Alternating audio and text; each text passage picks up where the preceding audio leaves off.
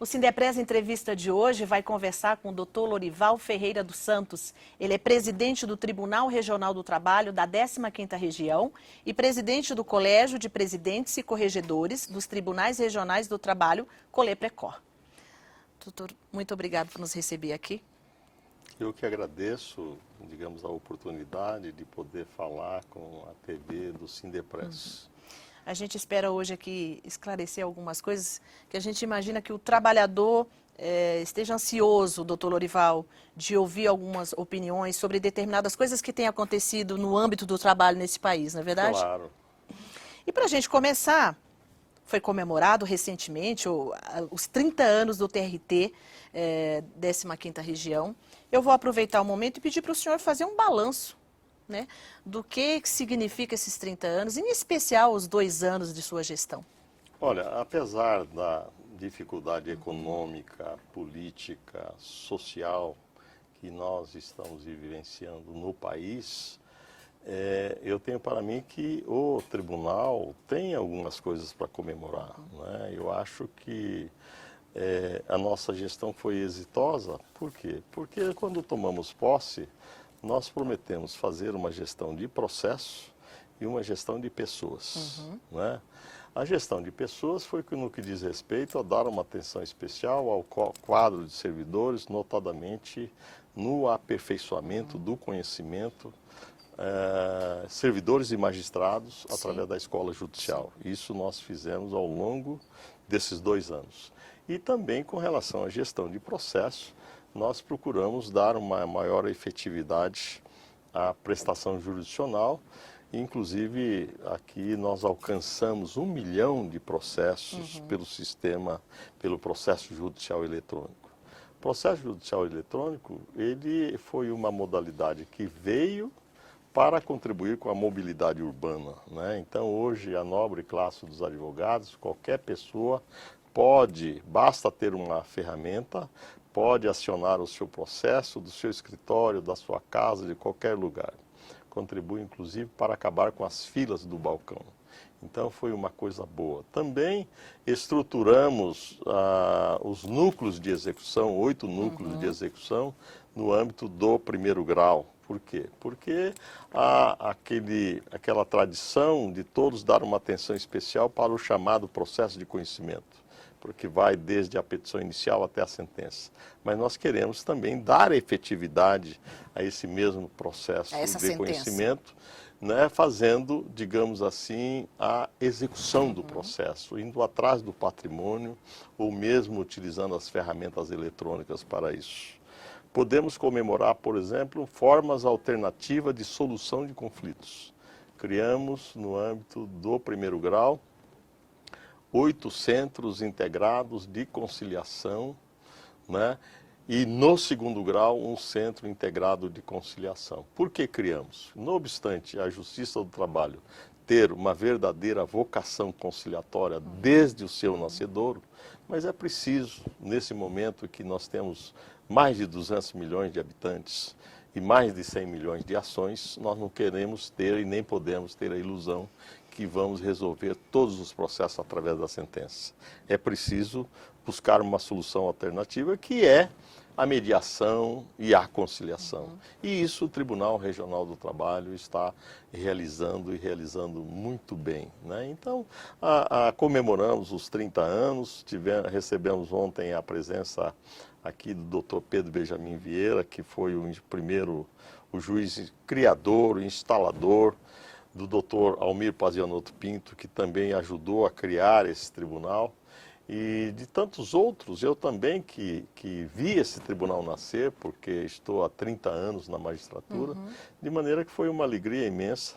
E não obstante todos os ataques que nós estamos sofrendo da ala mais conservadora, os ataques da direita, ataques do centro e de alguns meios de comunicação, alguns deputados, que têm uma visão equivocada de quanto arrecada e quanto gasta. Não, não é isso. Hoje você tem que ter o foco no número de conflitos. Por acaso, a justiça criminal tem, quando um cidadão comete um delito que, digamos que assalta por R$1.000 e que todo o aparato do policiamento, todo o aparato do Ministério Público, todo o aparato do Poder Judiciário é acionado, tem algum lucro? Não, está lá a justiça comum, né, para resolver o litígio em benefício da sociedade, buscando a paz social. A Justiça do Trabalho pela mesma forma. E por que esse ataque à Justiça do Trabalho, doutor Lorival, do seu ponto de vista? Porque querem fazer algumas adequações, algumas alterações. A Justiça do Trabalho é a justiça de todos os brasileiros. E o que seria, digamos assim, o brasileiro que perdeu o emprego, não recebeu suas verbas rescisórias, o que seria dele se não tivesse a Justiça do Trabalho? Por que é que se tem muitas ações? Pelo descumprimento da legislação. Simplesmente pelo descumprimento. Nós temos um número mínimo de ações que são julgadas improcedentes. A grande maioria é julgada procedente em parte. Não é? Com toda a possibilidade que se tem de fazer o que nós chamamos de pedir a reforma da sentença, e os tribunais de segundo grau têm examinado detidamente isso. O Tribunal Superior do Trabalho, quando se trata de matéria de direito, tem examinado. Então, a Justiça do Trabalho, ela deu certo. Né? Ela deu certo. Por isso, talvez, certo. Justamente esses ataques, porque deu certo, né? Exatamente.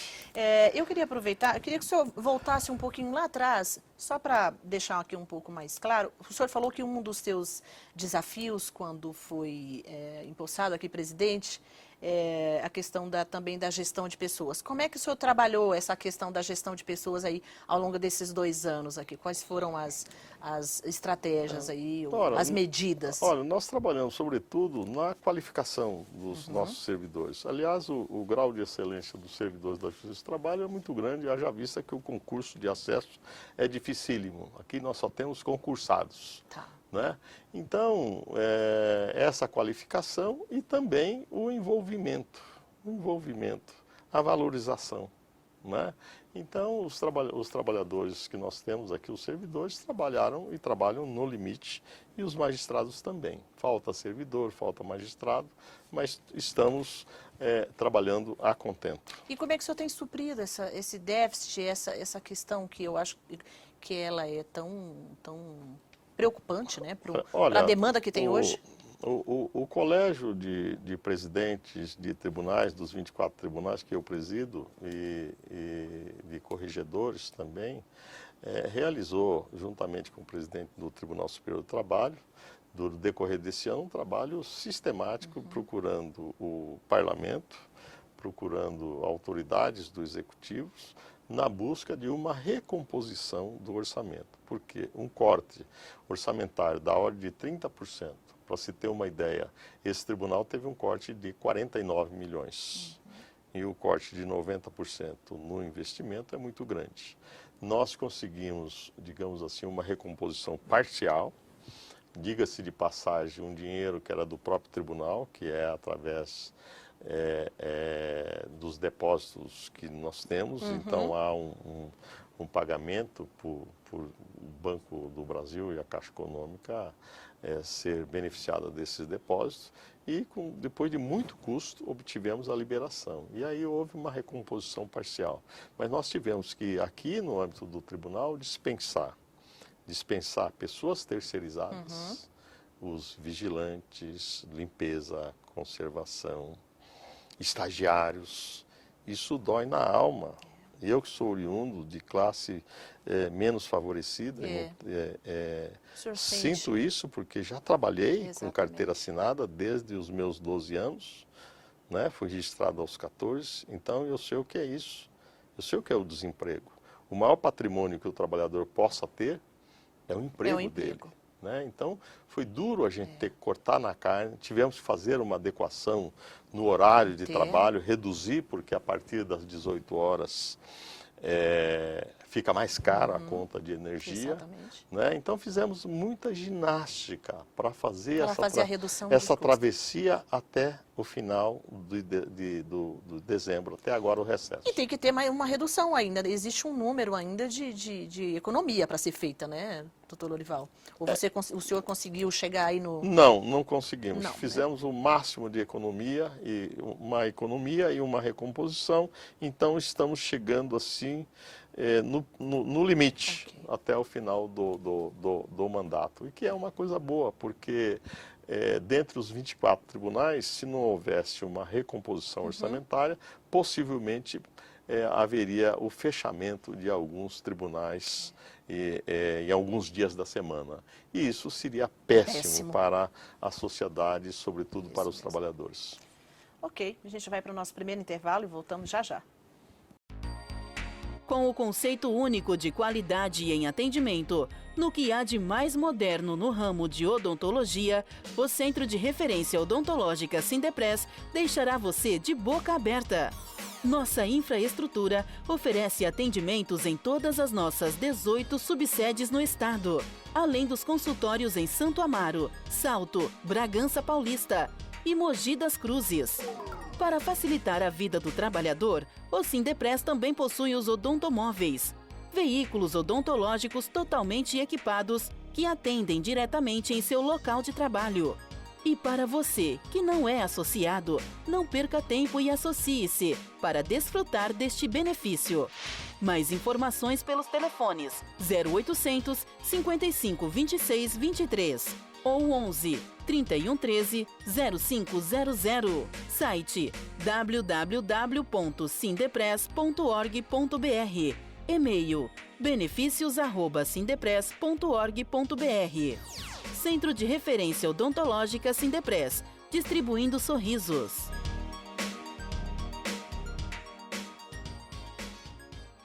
Estamos de volta com o Sindepres Entrevista, que conversa hoje com o Dr. Lorival Ferreira dos Santos. Ele é presidente do Tribunal Regional do Trabalho da 15ª Região. Bom, aqui a gente no primeiro bloco falamos um pouco aí sobre as coisas boas, né, que a gente pôde contar aí ao longo dos 30 anos do TRT. Eu queria que o senhor falasse agora, já que nós falamos disso no primeiro bloco, desse ataque que a Justiça do Trabalho tem sofrido. Doutor Lorival, a gente não tem percebido, eu não sei se isso é uma impressão só minha, não há uma mobilidade contrária a esse ataque. Isso é perigoso, isso nos amedronta mais ainda, né, nós trabalhadores. Isso é muito perigoso, isso nos deixa um pouco receosos, porque, como eu disse, a Justiça do Trabalho é a justiça de todos os brasileiros, Exatamente. empregados e empregadores. Agora, o ataque acaba propiciando, às vezes, até um enfraquecimento, né? Então, nesse momento, o que a gente espera é que as centrais sindicais, os sindicatos de trabalhadores, enfim, que a sociedade, pelo menos, lance um novo olhar para fazer uma reflexão a respeito da necessidade de nós mantermos essa instituição fortalecida, porque ela deu certo, ela vem resolvendo, digamos assim, os conflitos, né, dos brasileiros. E diferentemente do que aconteceu, né, uma tentativa em 99 de enfraquecer a Justiça do Trabalho, o senhor consegue avaliar o que tem ocorrido hoje é muito pior do que foi aquilo? Olha, Ou houve em 99 um empenho maior, mobilização maior para combater essa intenção? Olha, na verdade, hoje a crise econômica, política e ética é muito maior do que aquela, né? Naquele tempo, eu não sei porquê, mas houve um movimento querendo extinguir a Justiça do Trabalho, transferir a Justiça do Trabalho para a Justiça comum, né? Uma situação inusitada, uma situação muito terrível, inacreditável. E os tribunais regionais, as associações de classe, naquela época, todos se movimentaram no sentido de não permitir que isso acontecesse, né? E a sociedade se mobilizou, os tribunais, os presidentes de tribunais, os presidentes de associações de magistrados, de sindicatos se mobilizaram e a Justiça do Trabalho não foi transferida, não foi extinta e voltou fortalecida, né? Então, a Justiça do Trabalho ela é muito grande, é maior do que qualquer outra coisa que alguém possa imaginar no sentido de vilipendiar ou de atrapalhar o seu funcionamento. Ok. Doutor Lorival, eu queria falar um pouquinho também sobre as ações, né, as questões sociais que são encabeçadas pelo tribunal. Eu queria que o senhor falasse, por exemplo, a questão do trabalho escravo, trabalho infantil. Eu queria que você falasse um pouco sobre esse trabalho que o tribunal tem feito. O Tribunal Regional do Trabalho de Campinas, ele além de julgar processos, que é a finalidade maior, a atividade fim dele, ele também tem as atividades sociais, né? Aqui nós temos, por exemplo, um Tribunal de Justiça e Cidadania. São os nossos magistrados do trabalho que vão à periferia, às escolas, falando com estudantes, né?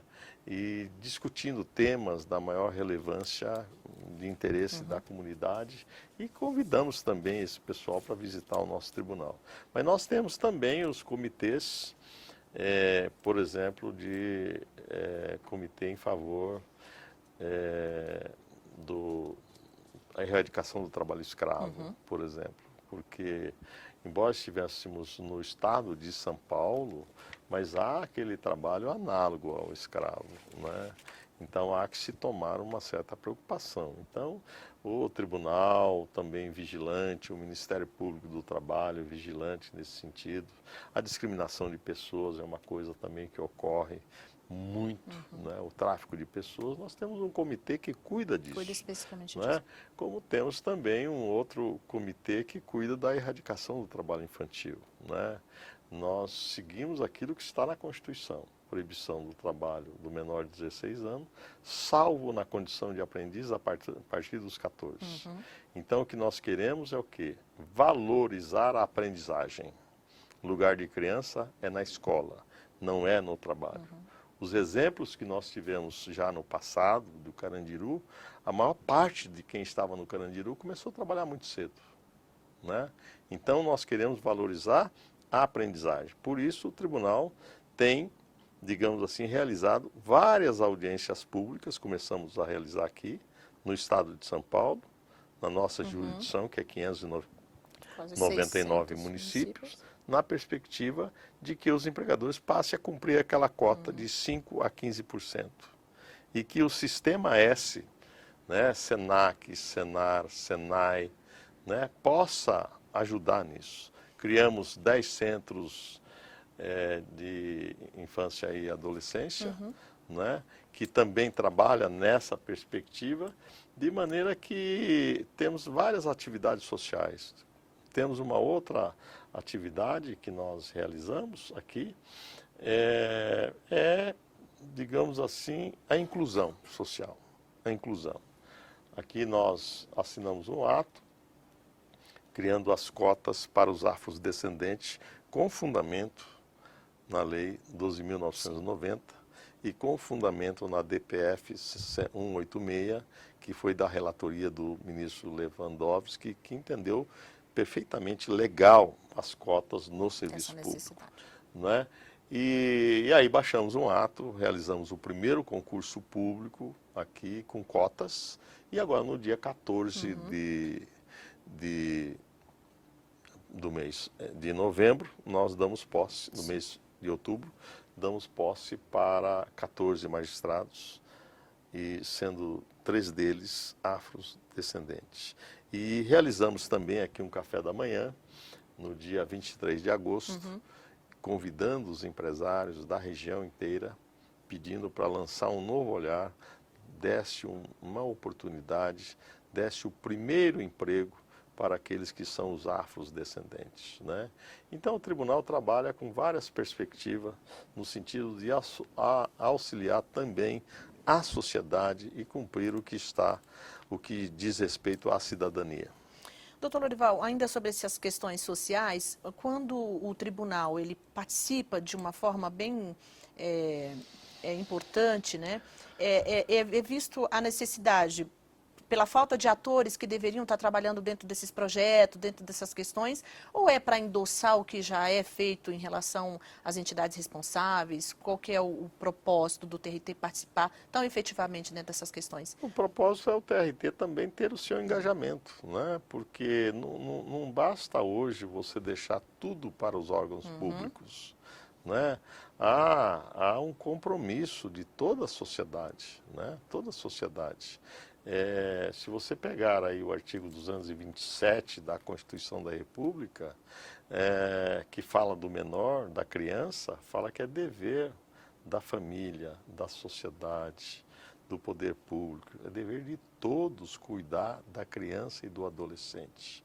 Não é? Então não vamos deixar tudo para o Estado. Não é? Eu acho que os empresários hoje, se por um lado há na Constituição como fundamento dignidade da pessoa humana, valorização do trabalho, valorização da livre iniciativa, né? Há um compromisso também dos empregadores, também com o aspecto social, com o aspecto da cidadania. Então, o que a gente quer é o engajamento de toda a sociedade nesses projetos sociais. Ok. Bom, a gente vai para o nosso mais um intervalo.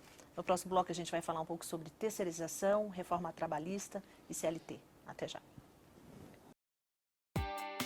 A colônia de férias do Sindepres em Bertioga é sem dúvida o melhor lugar para o descanso e a diversão de toda a sua família. Localizada em frente à praia da Enseada, possui 36 quartos, cada um com capacidade para 4 pessoas. Todos equipados com TV LCD, frigobar e ar-condicionado e com uma vaga na garagem. Faça a reserva agora e comece a planejar o seu divertimento. Para você que não é associado, não perca tempo e associe-se para desfrutar desse benefício. Informações 0800 55 26 23 ou 11 31 13 0500 www.sindepres.org.br ou benefícios@sindepres.org.br.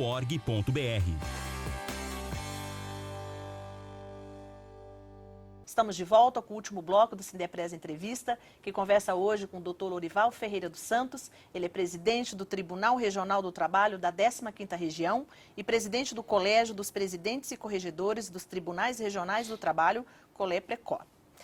Bom, nesse bloco, Dr. Lorival, quero aproveitar aí os seus 30 anos de experiência, né, dentro do direito do trabalho e falar de temas assim que são, né, considerados hoje polêmicos, né?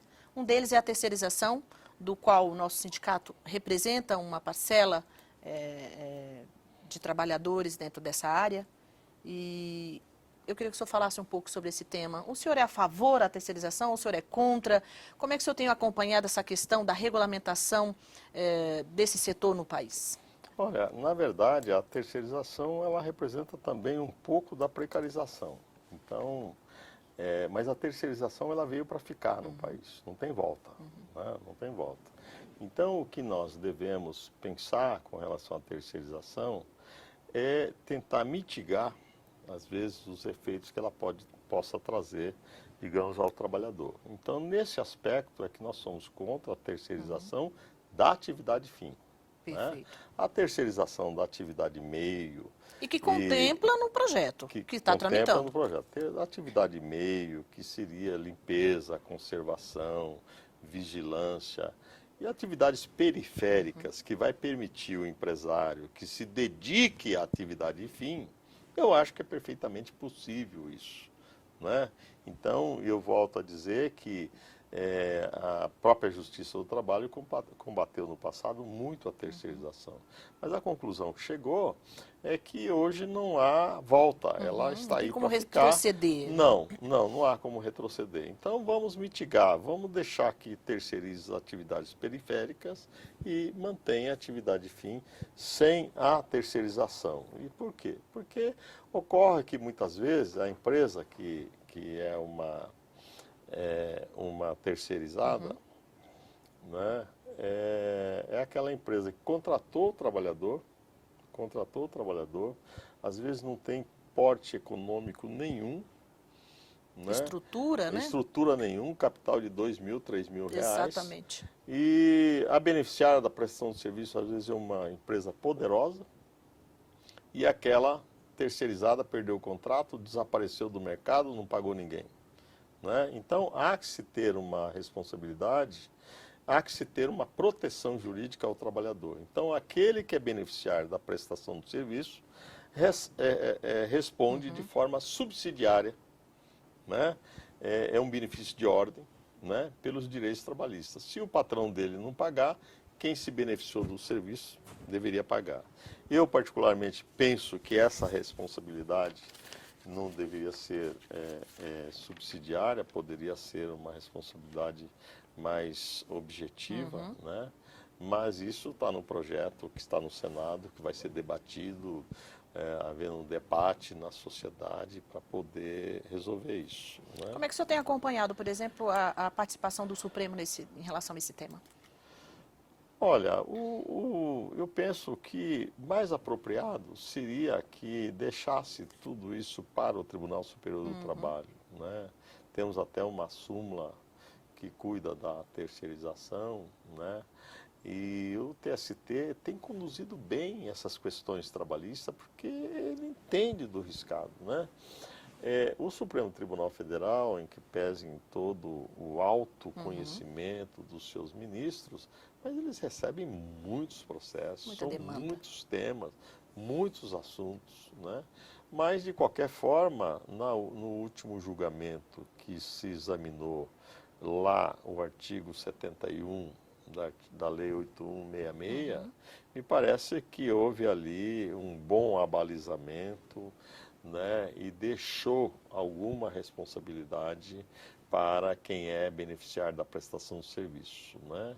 Porque o medo seria que de repente livrasse a cara do próprio poder público e ele não respondesse por nada. Exatamente. Que o poder público é o que mais terceiriza. Exatamente. Bom, eu queria falar um pouco também com o senhor sobre a questão de uma possível reformulação da CLT. Como é que o senhor tem observado essa discussão?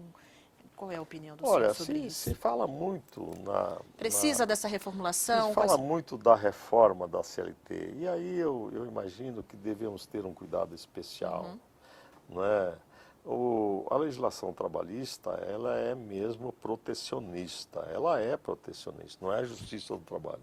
A legislação. Mas é só a legislação trabalhista? Não, o Código do Consumidor é protecionista. Estatuto da Criança e do Adolescente é protecionista. Estatuto do Idoso é protecionista. O Estado tem que proteger certas categorias, né? E a legislação, eu costumo dizer que é uma velha senhora, tem 70 e poucos anos, Isso mesmo. mas que continua com boa saúde, sedutora. Alguns artigos precisam talvez uma adequação, mas ela continua atualizada. Por quê? Porque ao longo dos anos ela vem recebendo adequações, atualizações. As pessoas que são contra, pura e simplesmente, se referem à CLT de 43, mas se esquece quantas reformas da CLT já não ocorreram. Talvez precisa de um pontinho aqui ou ali, mas ela é muito boa no geral, né? E eu penso assim. Mas vejo que um ponto ou outro possa ser alterado. Doutor Lorival, eu acredito que o senhor tenha, em alguma oportunidade, lido ou ouvido sobre uma declaração do presidente do Tribunal Superior do Trabalho, doutor Ives Gandra, onde ele falava que, isso até repercutiu bastante, que a Justiça do Trabalho é muito paternalista. Como é que o senhor, enfim, uma declaração vindo de uma pessoa que representa, né, o alto escalão aí da Justiça do Trabalho, falar dessa forma, como é que o senhor observa esse tipo de declaração? Eu tenho um respeito admirável ao ministro Ives Gandra, que é o nosso presidente do TST, é um homem estudioso, é um homem dedicado à justiça do trabalho, mas eu não concordo com esse pensamento. Não concordo. A justiça do trabalho não é paternalista, não. Quando o magistrado toma posse, ele jura obedecer à Constituição e às leis da República. E o magistrado faz isso. Está bem claro essa Ele condição. faz isso. Então, se existe um ou outro magistrado que tem uma tendência mais progressista, mas tem os recursos próprios para poder fazer a adequação. Mas a Justiça do Trabalho, ela não é paternalista, ao meu sentir, não. O que é, de certa forma, digamos assim, protecionista, é a legislação. É o próprio direito do trabalho. É a própria Constituição da República. Ele por si só, né? Como eu disse, ele procura dar digamos assim, compensar uma supremacia econômica dando uma valorização jurídica. Então a CLT, ela é mais favorável ao trabalhador para compensar a supremacia econômica do capital. Porque se não fosse assim, como é que seria um litígio envolvendo o Zezinho da Silva e uma grande empresa? E que tem seus grandes mecanismos de defesa, não é verdade? Grandes mecanismos de defesa. Então, sabiamente, o legislador deu uma proteção jurídica para compensar a supremacia econômica do capital. Para a gente encerrar, queria que o senhor falasse um pouco sobre a questão da liberdade sindical no Brasil. Como é que o senhor tem acompanhado essa questão do sindicalismo no país? O Brasil adotou aqui o princípio da unicidade sindical. Exatamente. Né? É um único sindicato por município. Eu particularmente penso que se nós tivéssemos a liberdade sindical, tem uma certa liberdade, não vou dizer que não tem, mas existe aí uma contribuição sindical que ela tolhe um pouco essa liberdade sindical.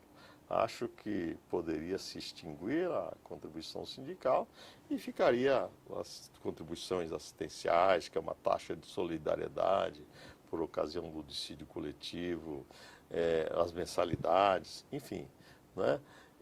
Acho que seria melhor para o país a pluralidade sindical, onde teria mais sindicato e aquele que mostrasse mais aguerrido na defesa do trabalhador, esse é que vai representar os trabalhadores.